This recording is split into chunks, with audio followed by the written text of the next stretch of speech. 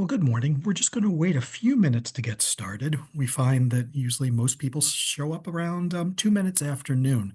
So if you just bear with us for a few minutes, we'll begin talking with Hooper and Catherine about the work that they've done here in Wilson Library. So we'll be right back.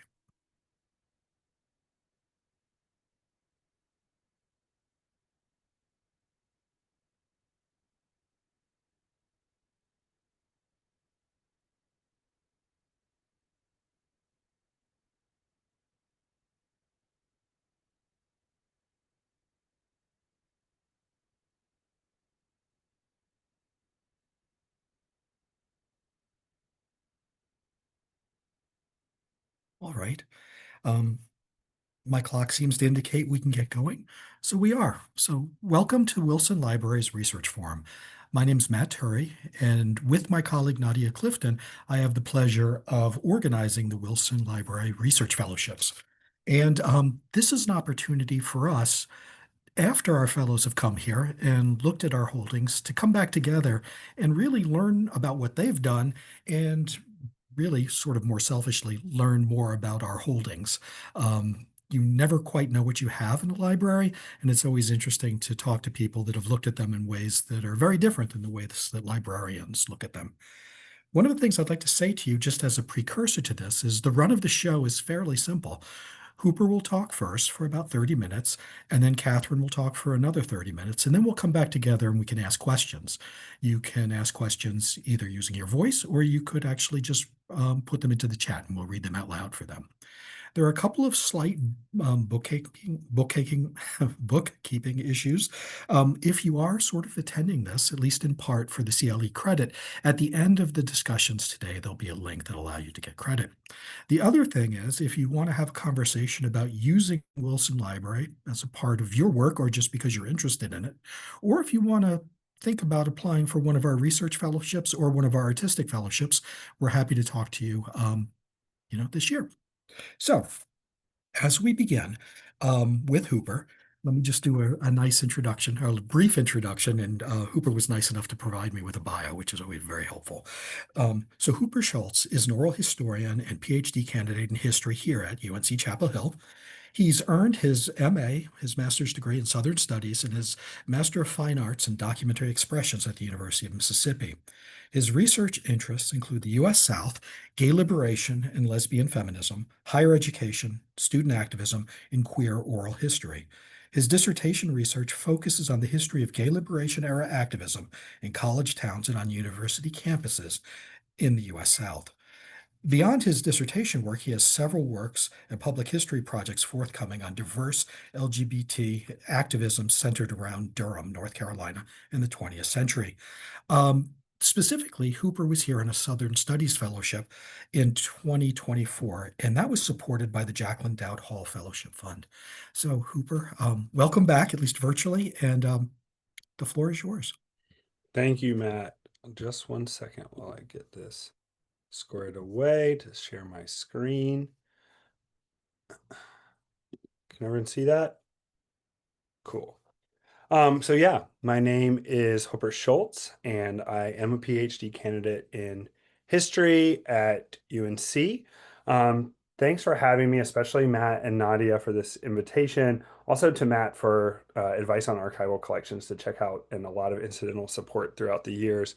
I also want to thank Nick Graham and Lolita Rowe at the University Archives, who have been frequent collaborators as I pursued projects tangentially related to this dissertation work. Also, Sarah Carrier, if you're here, you've looked through these documents perhaps more than me. So thanks for always being willing to pull random stuff out for my classes. Brianna and Katie O and other folks doing amazing work at the Southern Historical Collection. So I just want to thank like all of the staff and graduate student workers at Wilson's Archives and Reading Room who continue to make this my favorite archive to work in. I can't thank y'all enough. So here at UNC Chapel Hill, the student-led Sexuality and Gender Alliance, or SAGA, recently celebrated its 52nd anniversary as a recognized student group, making it the longest running LGBT student group at a public university in the United States, and second only to Columbia University's group in all continuous student LGBT organizations. This fact may come as a surprise given that since at least the 1970s, North Carolina and the South have often been framed as a region queer people escape from and certainly don't build stable, long lasting communities and movements within. Queer history as a field has often fed these assumptions rather than pushed against them. Until recently, the majority of scholarship, John Howard is a notable exception, has asserted that most queer lives, cultures, communities, and movements come from metropolitan centers and were a product of not only urban but northern environs. However, not only did the South provide fertile ground for the founding of this historic and now venerable student group, but it was also the site of many of the legal battles that changed the landscape nationally for gay student rights and the tactics of the gay rights movement. My dissertation, Campus Queens, Gay Liberation Activism at Southern Universities and in College Towns, 1970 to 1983, is a history of gay liberation student activism in the U.S. South. Campus Queens not only intervenes in queer history, which until recently has struggled to shake off the field's foundational assumptions about metrocentric and northern community formation, but also the history of higher education in the United States, arguing that the contemporary American university was shaped by administrators' reactions to student gay liberation activism and the legal outcomes engendered by their fights for campus recognition. I place gay liberation activists and lesbian feminists in a broader context that fits the South squarely in the history of the New Left and student movements in the United States. By focusing on 4 campuses, my research moves beyond scholarship that has rarely treated gay liberation activism on campus, and then only in isolated case studies. Zooming out from an individual organization or a single campus reveals a startling array of contestations around student life, gay and lesbian identity, and the position of the university in American life occurring in the U.S. South. In 4 place-based studies, my work argues that student gay liberation groups across the region employed wide-ranging but ultimately pragmatic tactics during the 1970s and early 1980s. A regional, university-centric lens reveals the gay liberation movement as locally grounded, regionally contextual, and nationally connected. It also reveals how public universities and student movements developed in tandem in the 1970s and points to the significance of broad coalitions, publicly funded institutions, and college town cultures as a fruitful space for politically expedient activism in the 1970s.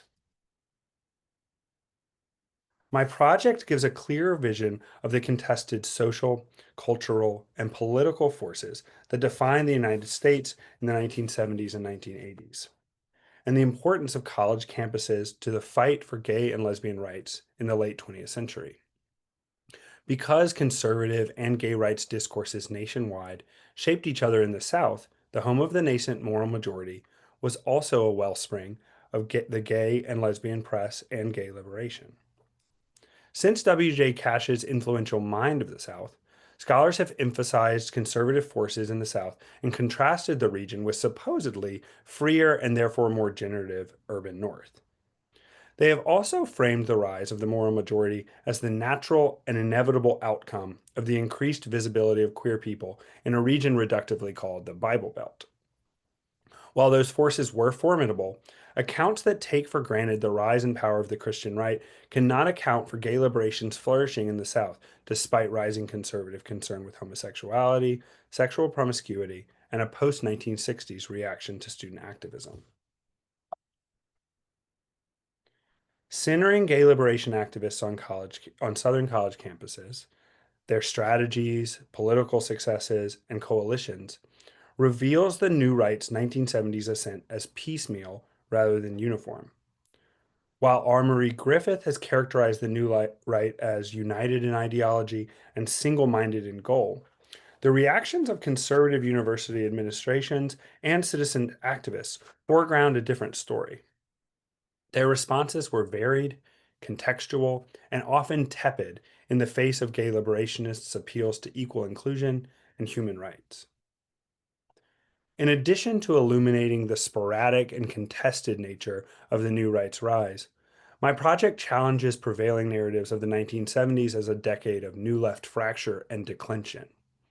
Such accounts have argued that the rise of identity-based political organizing broke apart the New Left's political power. But these scholars have overlooked how gay liberation activists built and maintained broad political connections, where they allied their own struggles with those of others. Their efforts often stoked intergroup tensions, but they challenged the scholarly consensus that identity-based struggle undermined class solidarity. By expanding a working definition of the New Left to include gay liberation activists, who in many cases came directly out of more traditionally New Left groups, especially the Students for a Democratic Society or SDS, we can see how the New Left continued to fight and win in campus battles for student rights. My research also contributes to the history of higher education and the university in American life. Histories of the university, especially in the second half of the 20th century, tend to highlight tensions around racial integration and the neoliberal tilt of university structures since the 1980s.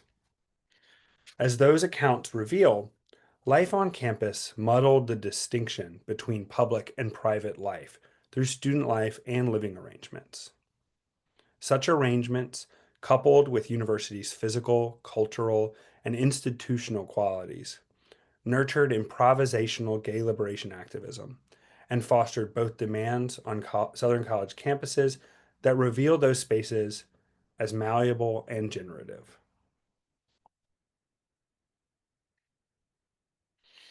I explore the work of gay liberation activists on college campuses, the University of Georgia in Athens, University of Texas at Austin, Virginia Commonwealth University in Richmond, and UNC Chapel Hill, and how their interactions with university administrators, town and city councils, and the courts led to campus recognition, municipal protection, and federal legal successes. In doing so, they drew the blueprint for gay rights organizing nationally. Sometimes radical, sometimes reformist, their efforts culminated in federal lawsuits that affirmed gay student groups' right to organize on campus, and in the passage of municipal ordinances that protected queer people's rights to employment and housing. Campus Queens focuses on these four universities in the South because of the strength and impact of their various gay student activist groups.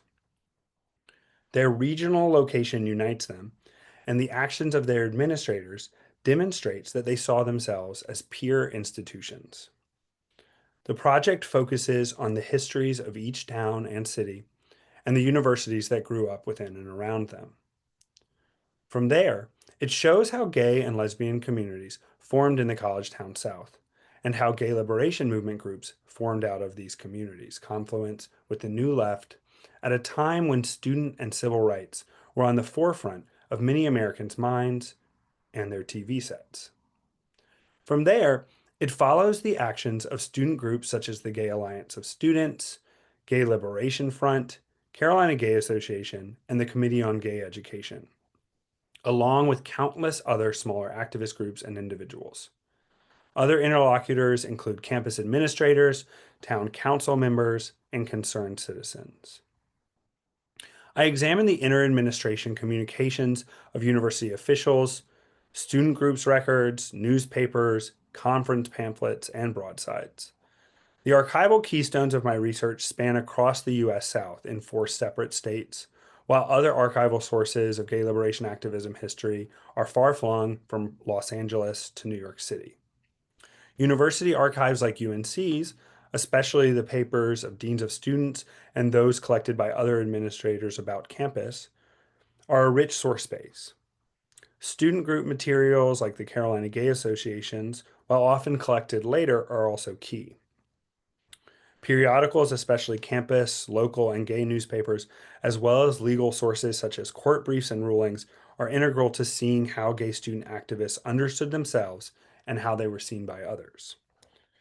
Archival oral histories made by community historians in the 1980s, those of contemporary scholars and local projects, and finally more than 40 oral histories made by myself fill in considerable gaps around gay community and activism at a time when public declarations of gay and lesbian life were repressed, hidden, or circumspect.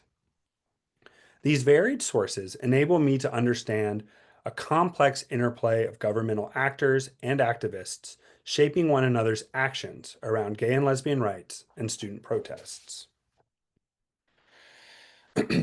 So, to introduce you to my work today, I'm going to give a deep dive into the holdings here at UNC and the story of the Carolina Gay Association's early actions and UNC's reactions.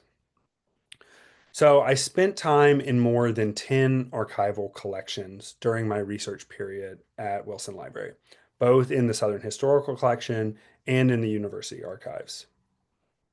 Here I've listed 8 of those archival collections that I relied upon most heavily in researching for my dissertation. So some are files by student groups or institutional offices, including the Carolina Gay Association records, the Office of the Vice Chancellor for Student Affairs records, the Carolina Union records, and the LGBTQ Center's records. Others are collected papers of local activists and political organizations, and that includes the War Resisters League Southeast Regional Office records, which are here at UNC, and local activist and Institute for Southern Studies founder Bob Hall's papers, and also Durham activist Leah Wise's papers. Um, I've also been extremely fortunate to be able to use the work of preceding oral historians affiliated with the Southern Oral History program at UNC, which are now housed at the Southern Historical Collection. These include Dr. Jacqueline Dowd Hall's long civil rights movement interviews, undergraduate Chris McGinnis's late 1990s and early 2000s interviews with older gay men and transgender women, and then the interviews of several consecutive groups of SOHP interns who are making oral histories in the 2000s and 2010s. And those include collections like The Sexual Revolution at UNC and Southern Communities Listening for a Change. So these digitally accessible oral histories are both convenient, but also a treasure trove of information about interpersonal dynamics, behind the scenes organizing, and the hidden geography of queer life in Chapel Hill that's not really available anywhere else. Since at least the 1920s, queer men and women have been associated with university life and university towns.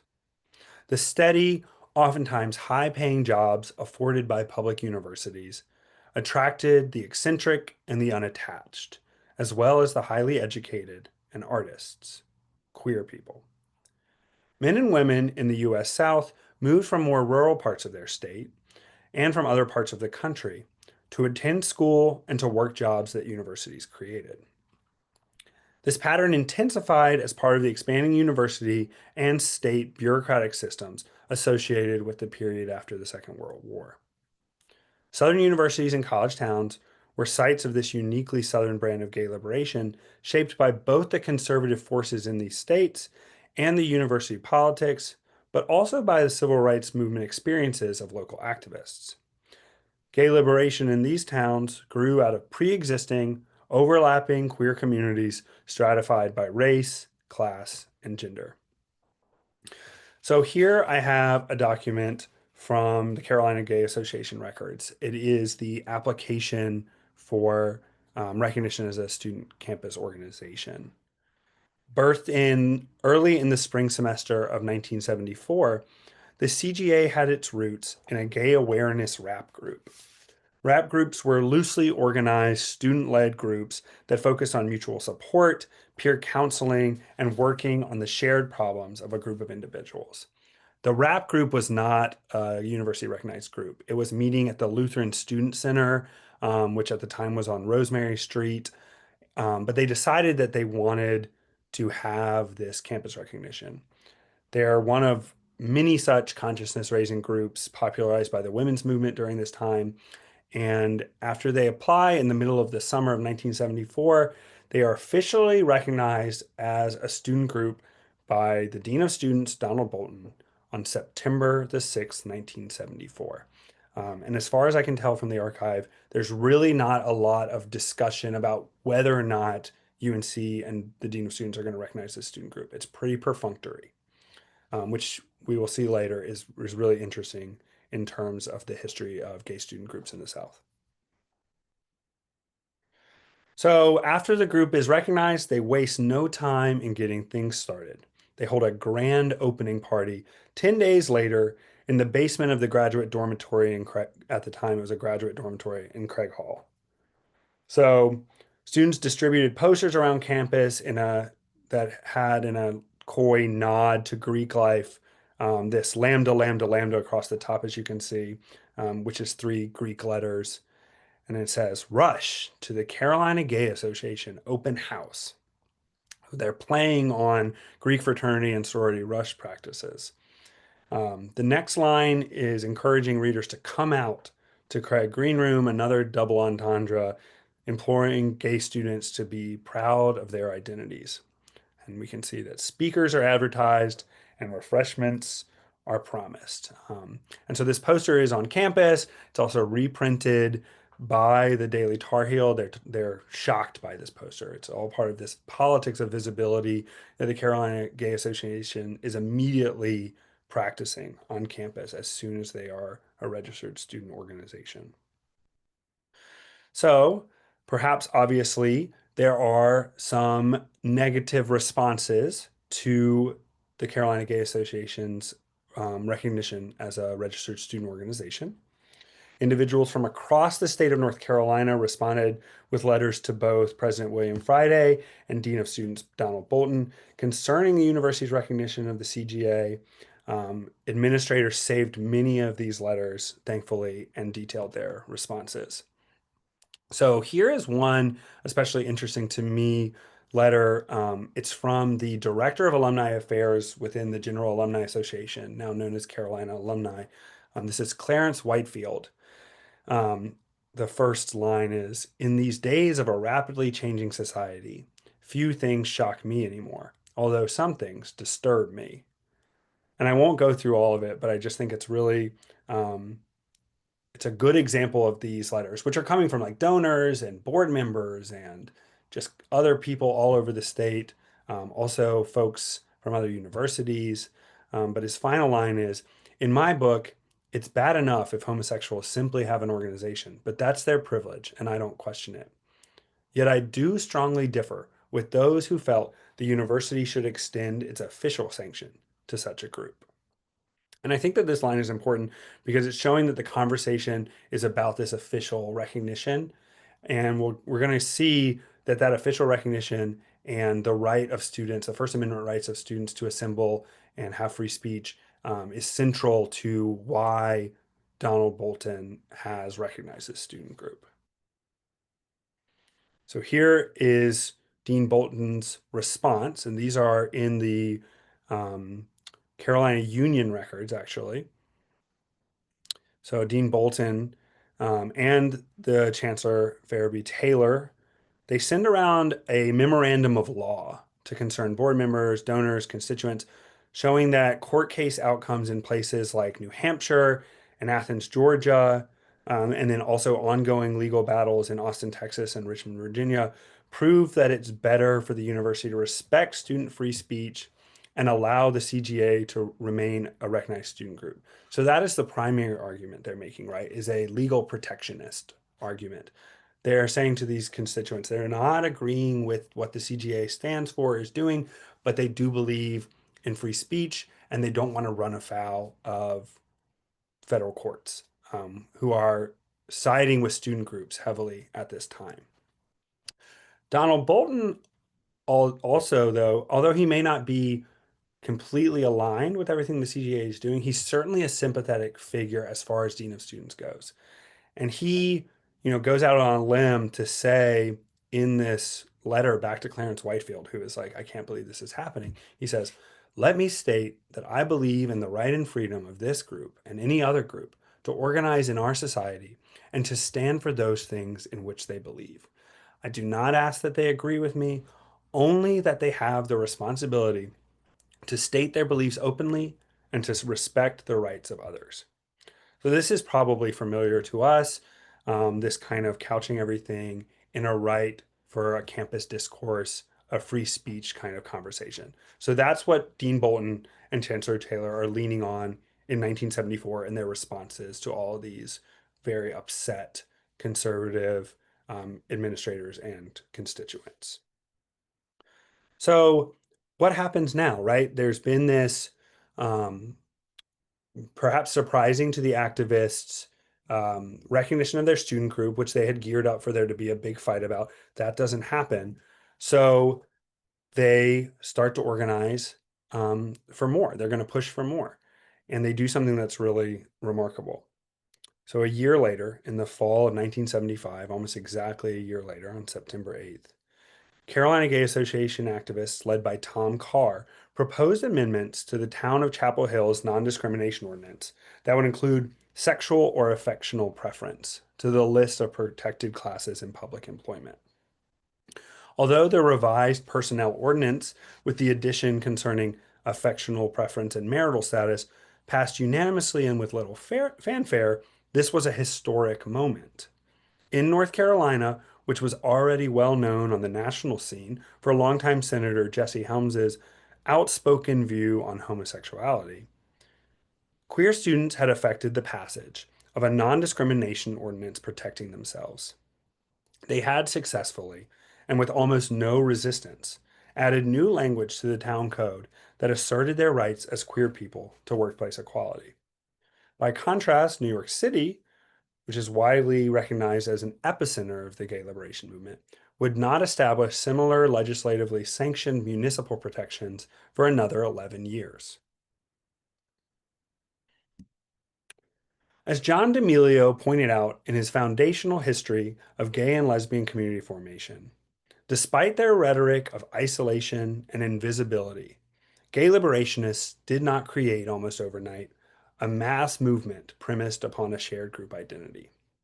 They built upon a bedrock of gay and lesbian community connection and identity centered around campus, bars, house parties, and an awareness of their shared repression. This was especially true of the gay and lesbian college student groups, which exploded across university campuses in the 1970s. Just some of the more than 1,000 gay rights organizations formed in the United States during this time. Communities in the southern towns and cities outlined in Campus Queens, socially and politically linked groups built on individual relationships, bars, local arts groups, and other forms of connection, laid the groundwork for the explosion that D'Amelio described. Elsewhere, it has been argued that metropolitan life continually beckons young perverts. However, the story of Southern gay liberationists shows that it was not only the cities of the North and the West, but also the smaller eclectic and eccentric enclaves of Southern college towns and cities that broadcast a siren call to the queers of the South. Building on the work of John Howard, I contend that campus gay liberation organizations and the queer desires they politically centered around were consistently contextual to their geographic and social location, a perpetual dialectical relationship with the spaces in which they occur. Most importantly, these gay liberation student groups both shaped and were shaped by the campuses and municipalities in which they formed. Today, you've heard a little about what was going on in Chapel Hill in the mid 1970s, but this was just one campus and town of many across the region. Campus Queens moves thematically and chronologically by chapter among the 4 college towns I study, from student group formation to regional gay rights conferencing to the legal battles student groups entered into and the municipal ordinances they fought for, before closing in the early 1980s in a moment of great change for queer people in the South. Centering Southern gay liberation activists offers a new narrative of queer movement building in the 1970s, a period of rapid, varied queer cultural and political expansion. It reveals the South as a generator, not just a receiver, of gay rights movement innovations. From this Southern perspective, gay liberation appears as a series of local movements tied by loosely shared goals, rather than as a nationwide and cohesive movement. It recasts the South as critical rather than peripheral to the gay liberation movements of the 1970s. Because conservatism and gay rights discourses nationwide were co-constituted in the South, the home of the nascent moral majority was simultaneously, and perhaps surprisingly, a wellspring of gay liberation. Importantly, the history of Southern gay and lesbian student activism reorients understandings of the gay liberation movement's regional differences and of Southern college campuses and towns as crucibles of radical activism in the 1970s and 1980s. And I think we are actually going to have time for questions at the very end, so I will stop sharing there. Great. Thank you so much, Hooper. Yes, we'll have questions. It should be interesting. So now we're going to move on to Katherine. Katherine Stein is a PhD candidate in the Department of English, and she's writing a dissertation about Victorian historiography and the figure of the child. Katherine has published work on Charles Dickens's A Child's History of England, and is also a co-editor of a volume on Elizabeth Barrett Browning's early works. In 2023, Katherine was awarded the inaugural Juliet McMaster Award for Emerging Scholarship from the International Society of Literae Juvenilia and received a departmental award for outstanding work on a dissertation in 2024. Most recently, Katherine was awarded an off-campus dissertation research fellowship from the Graduate School to continue her archival research. And the reason that she's here today is that in 2024, Katherine was the recipient of a Haynes Graduate Fellowship from Wilson Library to work within our holdings. So, Katherine, welcome. Thank you. It's great to be here. Thanks so much for that introduction, Matt. Thanks to Matt and Nadia for the invitation, and to Hooper as well for that terrific presentation. Now, as I start to share my screen here, we're going to go back in time about 100 years, and we're going to go across the pond as well. So let me set this up. And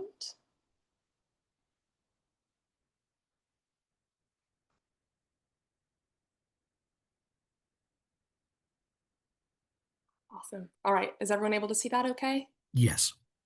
Thanks, Matt. Wonderful. So just to begin and to preface a little bit, rather than do a more comprehensive detailing of all the different kinds of texts that I worked with over the course of my fellowship, I wanted to take the time that I have with you guys here today to really hone in on one of the objects that I worked with that has helped me to clarify and really crystallize my archival methodologies and where I can continue to look for the voice and perspectives of the 19th century child within my research. So in today's talk, I will be focusing more narrowly on this single text that was, really important to me throughout the period of this fellowship, and that I think is really a testament to the power and impact of these more unexpected and idiosyncratic archival finds and archival gems that we have here in Wilson. So with this more specific focus in mind, let's get started with this narrower discussion than what was promised to you all, but that focuses more particularly on making history in Victorian birthday books. So, the Victorian age has long been hailed as the period that invented childhood and the period that invented, I'm using a lot of scare quotes here, the institutionalized field of professional history. While these classifications are, of course, not without their complexities and counter-arguments, my dissertation project, Through the Looking Glass of History, Victorian Historiography and the Figure of the Child, is invested in uncovering all the different ways in which children are positioned in relationship to history across this period. Learning history, playing with history, misremembering history, getting bored with history, forgetting about history, or resisting their historical lessons, to name just a few. Thanks to my time in Wilson's Special Collections Library last summer, my exploration of this question has become more multidimensional, and I concluded the period of my fellowship with a broader, more expansive, and really more creative sense of how my project might define what I call the historiographical child. In my efforts to identify and give voice to this historiographic child of the long 19th century, it has been my goal to work with and identify a diverse range of child-authored texts and materials that reflect children's own unique relationships to history, and that take a step forward in our broader critical efforts towards the diversification and democratization of our source base of 19th century child authors. Now, central to this work of my project is a recognition of the critical importance of centering the voices, writings, and perspectives of real children across this period. So honing in on those voices rather than sort of adult authored depictions of childhood throughout the 19th century novel. The richest evidence of this lives, as we all know, inside the archives. Across the period of my fellowship, it was my goal to better understand the different ways that the children of this period engaged with, thought about, and experimented with history and historiography, an endeavor that ranges from the formal contexts of classroom textbooks to the more dynamically experimental realm of children's own more private attempts to authorize, theorize, and historicize the realities of their own daily lives, which will be the focus of today's presentation and which is an essential component of my project that this fellowship really helped me to unlock. While many of the chapters in my dissertation are centered around adult-authored literary representations of 19th century children, the third chapter of my dissertation conducts an exploration of child-authored works that seeks to identify the voices and perspectives of 19th century children in their own words. Through my study of this juvenilia, as well as other archival traces that signify children's relationship to contemporary historical ideas, my research considers who, across this period, was given the space, license, and platform to author history. Across my time at Wilson, I continued in these efforts to identify the range of ways in which real children were reading, writing, using, and thinking about the historical texts, sources, and ideas that they were exposed to, and the ways that they themselves took ownership of this history and were in different ways empowered to author their own. Now, our archival inroad into these questions today will take place through an examination of one of my favorite objects that I found in the archive this summer, which is the Kate Greenaway birthday book held in Wilson's Special Collections. And this text in particular inspired all sorts of archival rabbit holes that I barreled through headfirst across the summer. As I'm sure many of you know, Wilson Library has a wealth of resources on Kate Greenaway, who was a really important and influential illustrator across this period. She started in the world of letters and then moved from the illustration of cards into books more formally. But as I started to dive down the rabbit hole of this project, I spent a lot of my time this summer studying these materials and continuing to realize the real and immense scope of this genre of the birthday book that has, for the most part, been lost to time. So, to begin with, it's important to note that the birthday book as a genre is explicitly oriented towards child audiences.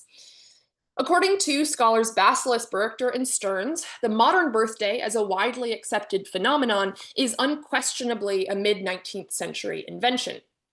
As they observe in their 2019 article, Debating the Birthday, it was not only the period's growing investment in individualism that helped fuel this interest, but also the cultural sanctification of the family, of which the child was an increasingly central and increasingly romanticized part.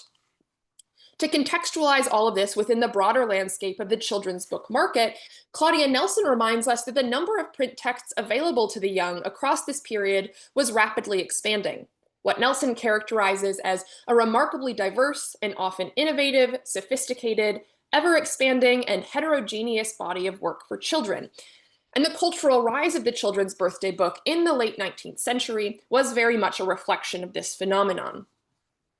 Around the second half of this century in particular, we begin to see a major outcropping of texts, media, and toys hitting the market that were designed to be interactive and to encourage children's creative engagement, all of which coincided with this cultural rise of the birthday as a similarly commercialized and similarly child-centric phenomenon.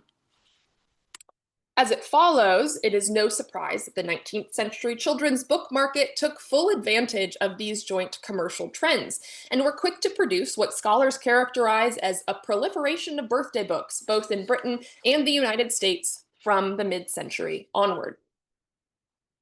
Now, while not much dedicated scholarly attention has been spent in defining this genre of the children's birthday book, the authors of Debating the Birthday hazard this generalized definition.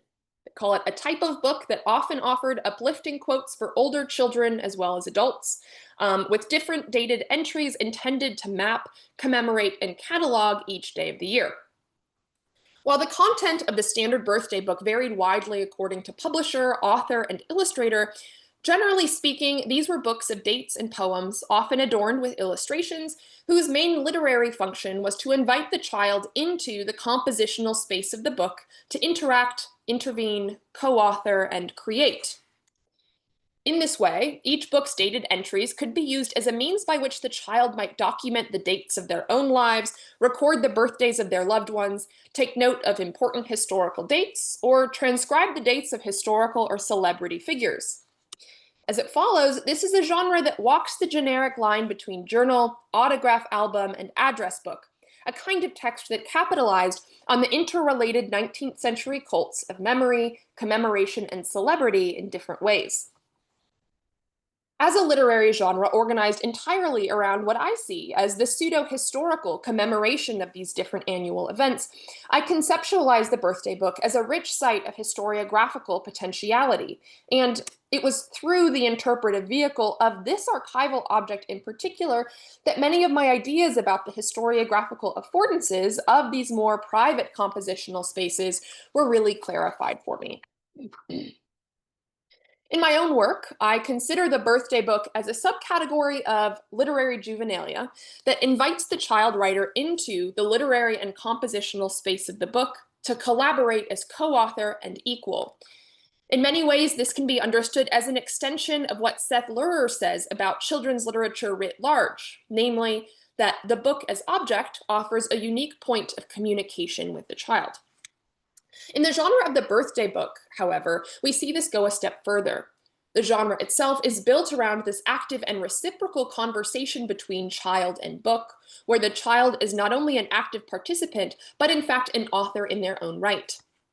Within the space of the birthday book, then, children are thus authorized to make, write, and inscribe their own history, and to record the histories of their loved ones. As it follows, within this compositional space of the birthday book, the entries of these child authors are thus registered into a more formally historical kind of temporality that is authored by the child themselves. In the case of this particular book, by a little girl named Ethel Sanders. The historiographical potentiality of this kind of collaborative authorial endeavor between child and book is extended even more poignantly in collection items like ours, which go even further to showcase a really dynamic and innovative kind of creativity and experimentation with form that is all the more striking because of the genre's ostensibly formulaic design. Now, while Basilis, Berchter, and Stearns emphasize the cultural and affective value of the 19th century birthday as lying in emotion, Joe Pinsker observes that the rise in birthday celebrations was also a part of a larger shift in how people conceptualized the passing of time. Today, I would like to take this a step further to suggest that the 19th century child's compositional interest in this cultural phenomenon of the birthday is indicative of a kind of historical interest, investment, and self-consciousness, one that thus constitutes the child's recognition of their own position within the larger historical narratives of the family, the nation, and the world. In this way, the children's birthday book, as exemplified by the object we'll be examining together today, thus becomes a key demonstration of children's involvement and investment in the complicated processes of history making, historicity, and historiography that, for me, characterizes the broader intellectual relationality between children, childhood, and historiography that my dissertation is dedicated to illuminating. Now, as I've already mentioned, my discussion today will focus on Ethel Sanders' copy of the Kate Greenway birthday book that's held in our special collections.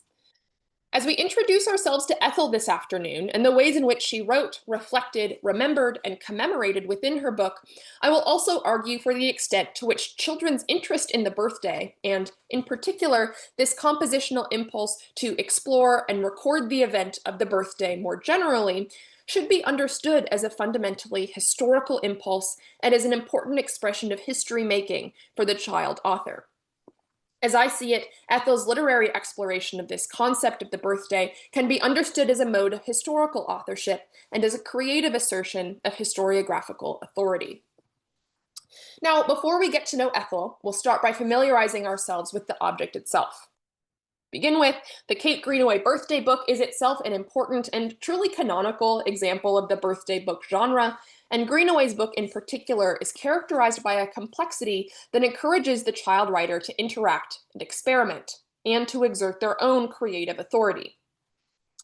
Now, as you can see, this is the basic structure of the book.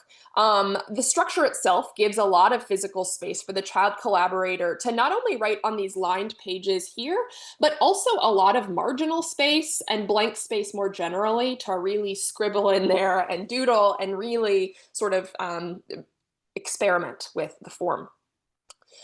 Periodically, you also have these full-page Greenaway illustrations in color, where the child is then expected to write on the flip side of the page. Other basic elements of this genre and of this book here, right? You have the dates, you have the poems, you have the illustrations, some of which are in color, but most of which are uncolored, which, right, also gives the child the opportunity to color those lines in. This is something that John Ruskin was interested in exploring and talked about when it came to Kate Greenaway illustrations for children in particular. So, rather than stipulating any one way of engaging with the book, Greenaway's wide range of sometimes whimsical, sometimes domestic, and sometimes completely mundane entries encourage the child collaborator to be creative and to take ownership of what Greenaway explicitly frames as an emphatically collaborative literary project. While the blank space on each page is a clear invitation for the child to inscribe the names and perhaps even the years of their loved ones, the empty and invitingly lined page also presents a blank canvas for the child writer to play and experiment. The poems included in the book, which were not actually written by Greenaway, but instead by a Mrs. Sally Barker, are simple and didactic, although several poems throughout the book do explicitly take up themes of time and history in a way that frame the intellectual and creative work being asked of the child in contributing to this project. As I would argue, entries like these help to impress upon the child writer the ways in which their own life can be recognized and remembered as historically significant. Not only do these poems implicitly facilitate a kind of self-consciousness on the part of the child writer about the fleeting passage of time through the passing of the years and the seasons, but they also emphasize the ways in which the child's participation within these projects can help inscribe a kind of literary historical permanence that has the potential to withstand the test of time.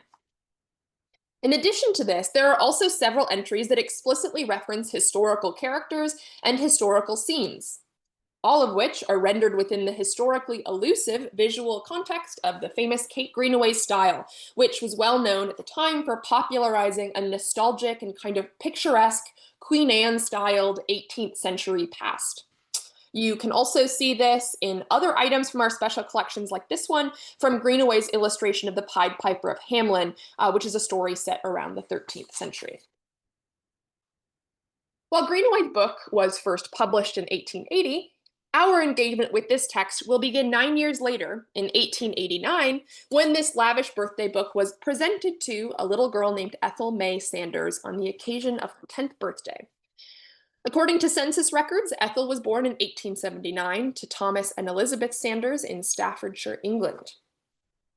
Across the book, the range and style of Ethel's entries indicate her awareness of and investment in the historically significant role that she takes up in inscribing and authoring entries. Ethel's creative engagement with her book, in both written and illustrated form, constitutes an unambiguously original kind of authorial and generic experimentation that extends beyond the officially prescribed bounds of the genre. As I see it, centering Ethel's authorship in this way gives us a better sense of the wide range of ways in which so many children intervened within historiographical conversations and practices across the 19th and early 20th centuries. Ethel takes the ideas raised by the formal construction of Greenaway's book and runs with them, and in the process, inaugurates a creative experimentation with the birthday book form. Thanks to Ethel, the implicit historiographical projects of Greenaway's birthday book become explicit and externalized. Now, if you spend any time paging through the book, you'll see very quickly that Ethel's compositions are expressly multimodal, and as you can see, it was presumably Ethel who hand-colored a selection of illustrations throughout the book as well. In other important moments, we also see Ethel acting as independent illustrator, not only adding on to Greenaway's illustrations, but also expanding them outside of their predetermined lines, which you can see in this illustration, which is right next to the entry for Ethel's own birthday. This kind of multimodal expression of authorship and creative agency clearly indicates the significance of this date to Ethel herself in a way that demonstrates the level of authority that she exerts across her book, which is an effective demonstration of the kinds of personal and historiographical meanings that we can begin to extract through these kinds of entries. In the written entry that corresponds with this illustration, we also see, in the careful and painstaking way that Ethel writes out her name, the importance that she places on this inscription as an act of historical assertion and self-memorialization. The level of formality here and the obvious care that Ethel took in ornately tracing her name in full thus indicates Ethel's own awareness of this entry as a means by which she enters herself into a kind of historical record that has the potential to stand the test of time, which it has in fact done, right? We're talking about her today, more than 100 years later. And it's also interesting that this is actually the only time that Ethel uses her full name within her book, which had the added benefit of making it a lot easier for me to find her and identify her in census records. So this sort of historical action paid off right into the 21st century as well. So across the book, Ethel's level of engagement varies pretty drastically, and in my work with this text, I've attempted to categorize the different kinds of entries that Ethel inscribed to make better sense of this kind of historiographical engagement that she is offering and authoring. To my mind, we can divvy up these different kinds of entries into the following categories. Standard entries, which are composed of name alone. We have comprehensive entries, which include some kind of additional information, most often a birth year, but sometimes a place of birth or even a death date. And finally, we have what I've been calling special entries, which in some particular way indicate a figure who holds a special importance for Ethel that she demonstrates in a particularly creative or intentional way. So her mother, her sister, herself, something like that. Now, even within this category of standard generically compliant entries, there is some interesting and illuminating variance worth pointing out that underscores the authority of Ethel's position as author and reminds us of the meaning that we can extract, even from a genre that may at first seem to be fairly rote and uniform. In some of these entries, recorded more carelessly in pencil, we can imagine Ethel dashing them off carelessly, perhaps even in front of the friend or family member in question. Others are inscribed with excruciating care. This is the entry for her sister Maud. And these, indicate perhaps the child's own awareness of the monumental task involved in this kind of historical memorialization. These kinds of entries seem written out with an eye to history.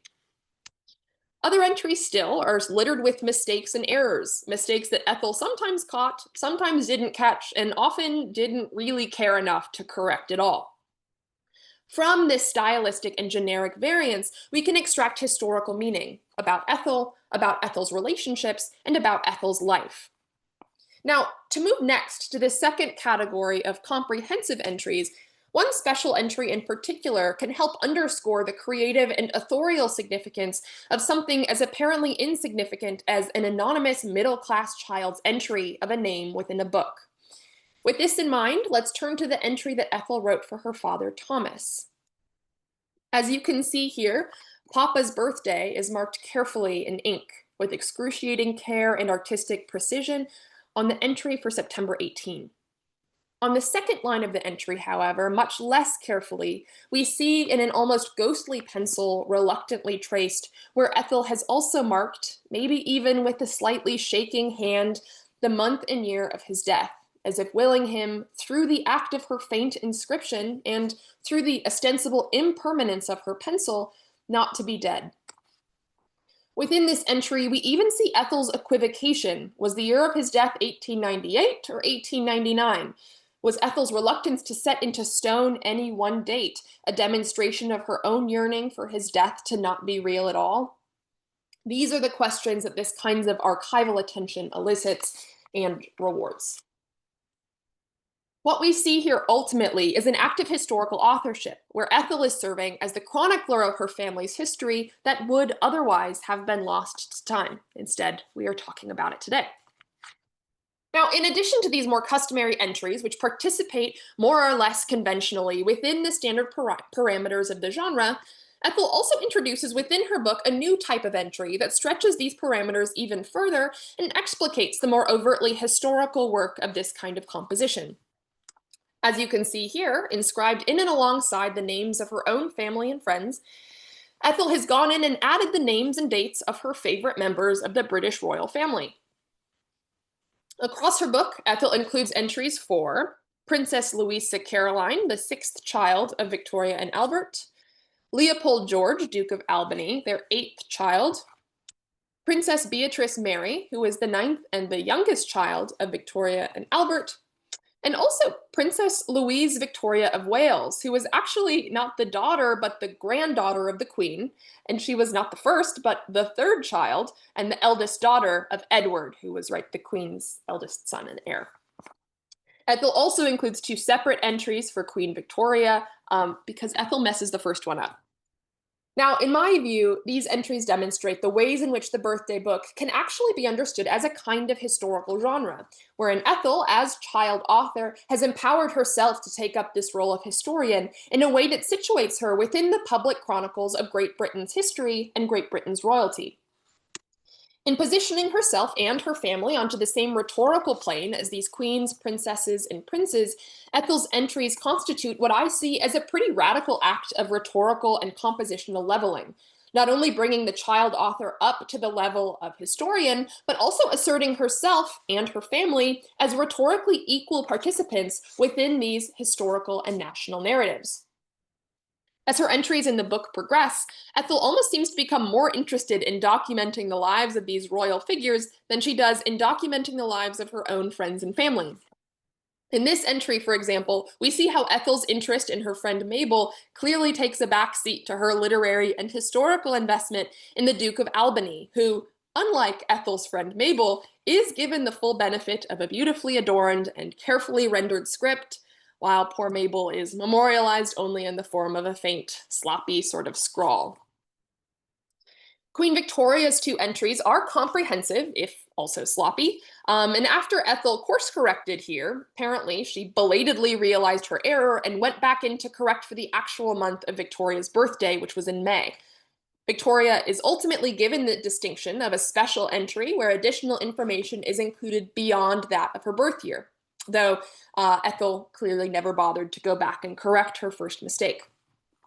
Here then we see Ethel begin to indicate the years of Victorian's reign as well, which is a definitively historical note, but we also notice that Ethel never actually comes back to finish filling out the dates, even when Victoria's reign came to an end a few years later in 1901. Now, across these entries, it is also striking to notice the royalty that Ethel did not choose to include. As her book makes very clear, Ethel was far more interested in the young female royals than she was in the male royals. Interestingly, the only male member of the royal family who is given the distinction of an entry in Ethel's book is the very youngest son of Victoria and Albert, Leopold George, Duke of Albany. In doing this kind of examination, we actually see Ethel make the notable choice of skipping Arthur in the line of succession altogether, and Arthur was the seventh child of Victoria. As you see here, right, those bolded names are included within the book. Arthur was born right in between Louisa and Leopold, who are both included, while Arthur is skipped. Instead, Ethel gives an entry to the oldest daughter of Edward, who was actually the granddaughter of Queen Victoria rather than the daughter. It bears noting, too, perhaps, that we also don't see Prince Albert mentioned anywhere, though he had already died by the time that Ethel began writing her book, and for that matter, almost 2 decades before Ethel was even born. Nevertheless, the result of such selectivity is that 10-year-old Ethel elected to author an almost exclusively female record of royal birthdays within her book. Not only does Ethel's inauguration of this emphatically female history feel intentional, but it also seems to function as an implicit denunciation of the traditionally male dominated pages of 19th century history books, which a young Jane Austen also took issue with in her juvenile history of England many years earlier. Ultimately, Ethel's incorporation of these historical figures, rhetorically situated at the same level as those she composed for her own family and friends, thus extends the creative and authorial projects of her book in a way that emphasizes the child author's interest in participating within these broader processes of national and historical commemoration. As I hope to have demonstrated today through this virtual glimpse into the archival materiality of the historiographical child and the 19th century birthday book, this impulse that we see in the child writer to record and commemorate the birthday is, as I see it, fundamentally related to the impulse to record and commemorate history. In this way, Ethel's birthday book has helped me conceptualize the birthday as an important and interesting step in the child author's work to imagine herself as a part of these broader historical narratives, and as a key means by which the child author can begin to assert historical agency and historiographical ownership. In drawing our attention to the importance of reading more literary and historical significance onto child-authored archival ephemera, my hope is that these kinds of conversations and these kinds of archival finds will continue to help us identify a continually expanding and increasingly democratized array of overlooked and otherwise anonymous juvenile writers that allow us to see with more clarity all of the many dynamic ways in which child writers have and will continue to envision themselves as history writers and history makers. Thank you very much. Great. Thank you. I was checking over the list of participants, and I don't think Mahala's here. She is very interested in a similar sort of structural guide to writing, I think. Thank you both. This is really, I know I say this almost every time, but this is a lot of fun for me. One of the things that I was hoping that maybe Hooper could talk about a little bit is, it makes sense to me in a lot of ways why you're exclusively focused on these sort of state universities that are owned and sort of formally and informally by the people of the state. And there's a different sort of public investiture of interest, right? And it's much more a political space than, say, someplace like Duke University. But I was wondering, did you, in your work, you've been thinking about this for a while, have you looked at private schools, and is it a distinctly different place to be an activist? Is it, I mean, even less attractive because it has less impact in some ways than working in a space like Carolina that will attract attention? I'm just curious about that. Yeah, this is a great question, and one that I think is important. So, and there's a couple different pieces for answering this. Um, Duke did have an early gay liberation organization. It was founded actually the year before UNC's, but it only lasts 2 years. Um, so there's the one like practical fact that UNC's Carolina Gay Association has this longevity, which is one of the reasons why I chose this organization. But another one that kind of came out in the research in me, I really looked across the Southeast for gay liberation organizations in the early days of this project, which actually started out as my master's thesis at the University of Mississippi now 8 years ago, is that public universities are bound by different requirements according to federal law around constitutionally protected rights to free speech, that private universities are not. So students were very aware of that, right? This is post civil rights movement, post the speaker ban at UNC, right? And they're appealing to those constitutional rights, to their civil rights specifically, and employing that language in order to get things done at universities, public universities, in ways that a private university at this time is not bound by any requirement to allow a student group or students to assemble in a specific way. Interesting. And the other thing that I was thinking about sort of naturally when you were talking about sort of working to change the way the town council in Chapel Hill was defining protected class, it made me think I don't think I've looked very closely at sort of the documents of universities acting in loco parentis.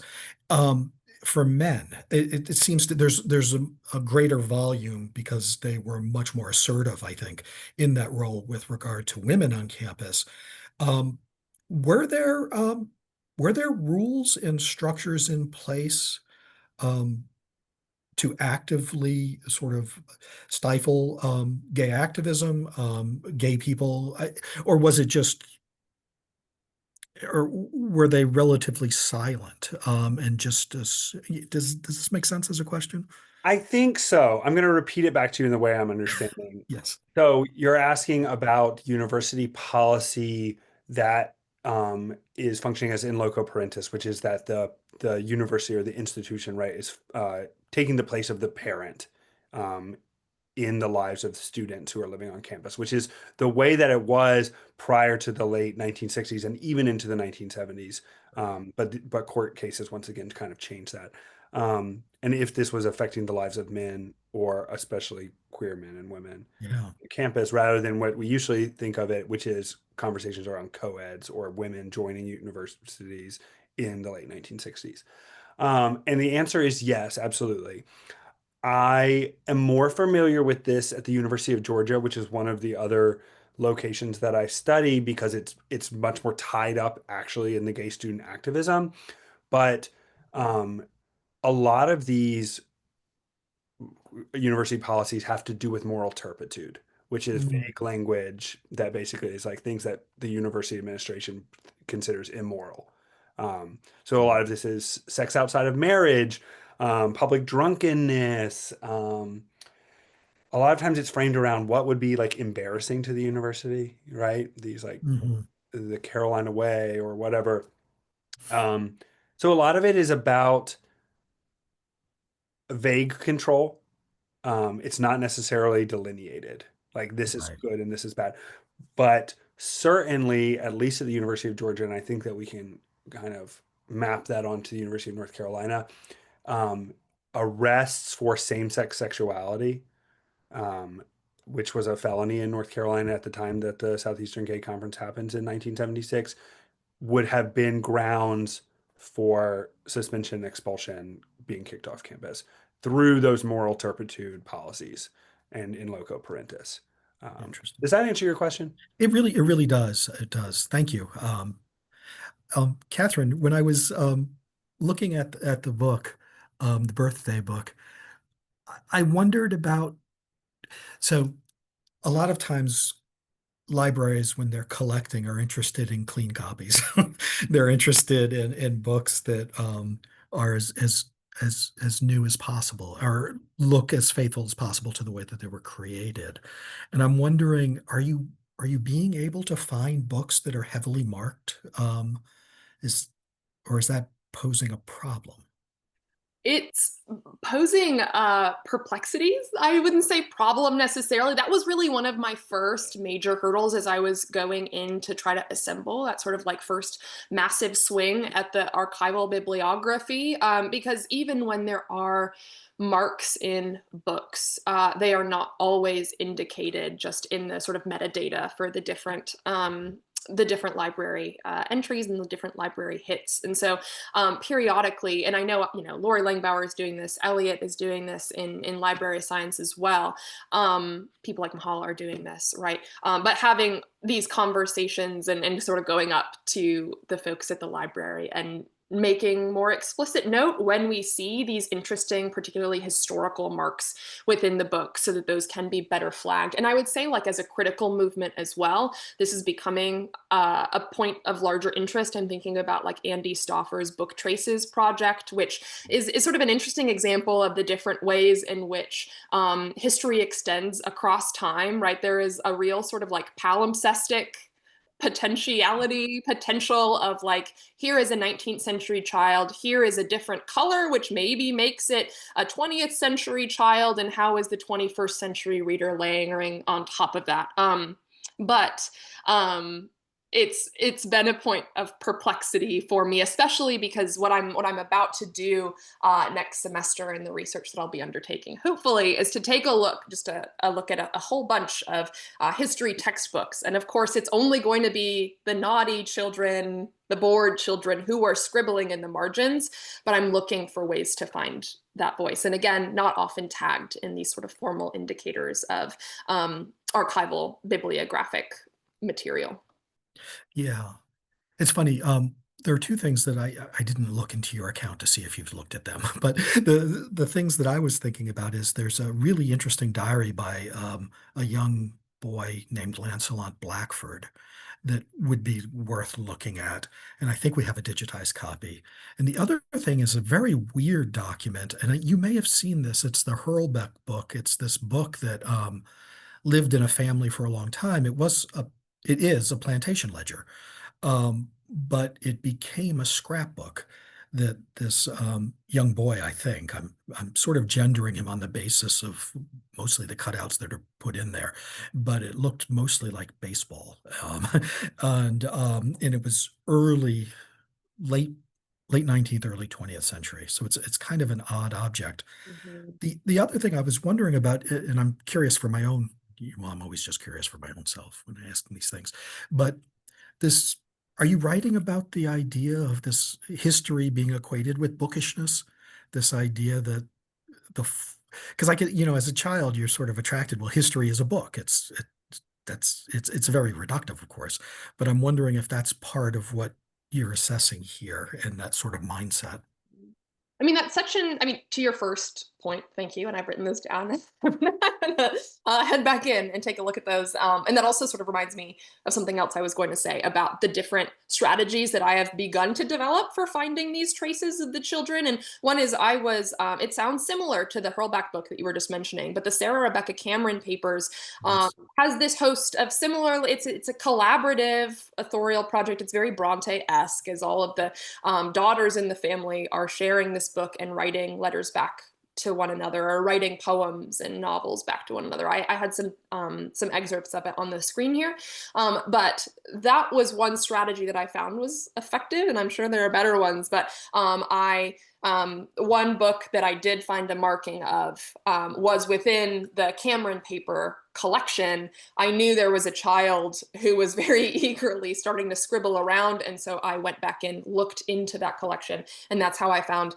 the sort of broader expanse of their juvenilia that was happening in this diaristic context. But as for your second question about history and bookishness, that's something that hasn't been explicated in the framing of my project, but I'm really excited by it, particularly because I think this cul-de-sac of my work with the birthday book has been for me sort of a breakage of the more canonical work that my dissertation started with, which is like looking at Dickens, looking at George Eliot, and seeing how they are writing as adults, child authors. And yes, going into their juvenilia, but that becomes a little bit more limited. And so I think what Ethel's book made me really excited to find, and to try to find, are the different sort of breakages where history and childhood are not related to bookishness. And what I mean by that is that I am really aware of the limitations of my source pool because of literacy rates. I am really only starting to be able to work with middle-class children, primarily white children. These are the children whose works have been preserved and that we still have access to. And so as much as I can, I'm trying to diversify. So trying to find additional ways where children who maybe really didn't like school, or maybe were being really rebellious in the classroom and didn't go on to have these more bookish careers, were also interpreting and working with the historical lessons that they were being given. Yeah, the problem of sources is really, it's an acute one. Not everybody's talking that you wish were talking in an archive. I mean, that's for true. There's one other thing that when you say Sarah Rebecca Cameron, I don't know that this is true, but it might be something to pull on a little bit. My memory of her is that she was really a very active white supremacist at the turn of the century. And I think there may be in the Alfred Waddell papers, he was the mayor in Wilmington. Well, he became the mayor in Wilmington after the coup, after the white supremacist coup. Um, there's a letter to him, and I think it's from a Sarah Cameron calling for violence. In very explicit terms. But that's something if you send me a note and I can remember, I think I can pull up digitized versions and share those with you. Um, I'm sorry, it looks like there are two questions, which is great.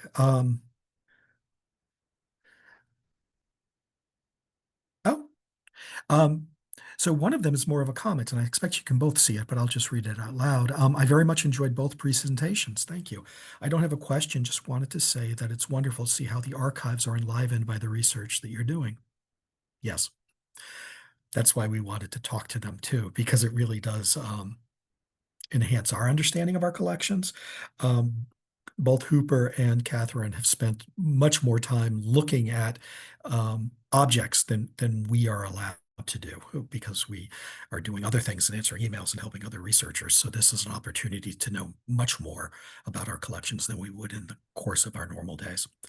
I want to Um, just yeah, also say thanks, Vicky, for the comment, but also I was thinking about in terms of enlivening the archive and historians. Sorry, Matt, that I'm just going to editorialize.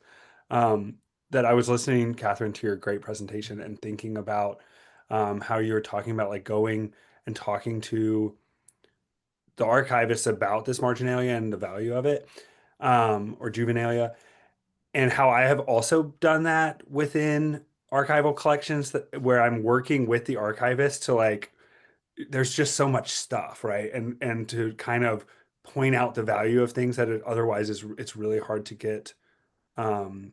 There's no way that librarians can an archivist can go through it all. So it's really this. There is this kind of action happening between historians or other scholars and archivists in slowly figuring out what it is we've got. yeah, So that's really it is enlivening. yeah. This is a good thing to end on. I mean, it's so great because the degree to which the work that you all do changes our description and changes the way that we look to describe collections. Catherine had been mentioning Lori Langbauer, who has been teaching a series of courses, again, looking at children in the archives. And I would say maybe that wasn't like if we have an index of suspicion of what we think that historians and historically minded people think about, I don't know that children have. Well, I do know children haven't really been at the top of that pile. You know, we're very good at neglecting people and discounting historical actors because there are so many of them. But I think just the work that you've done and that Lori's students have done helps us see things differently. And I think clearly, I mean, Hooper's work um, before, really the changes that happened after World War, well, after the 1960s, when you have the rise of sort of movement activism, I don't know that we would have.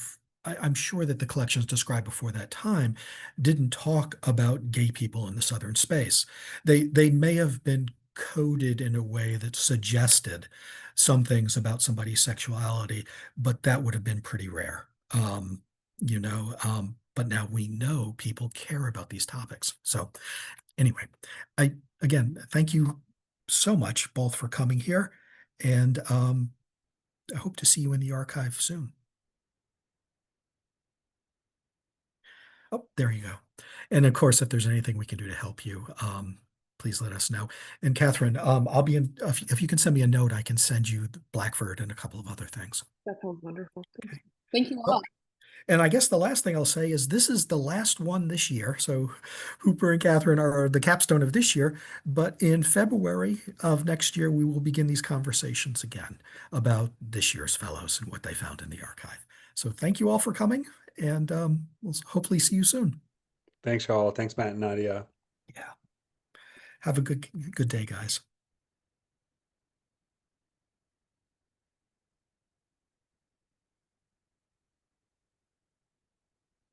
Thank you, Nadia. You're welcome. And anyone still on here that says October, it should be November. This is the November link. And if anyone's having trouble with the CLE credit, please reach out to us and let us know. Yeah. We can just sit here for a few minutes in case Yeah. there are questions.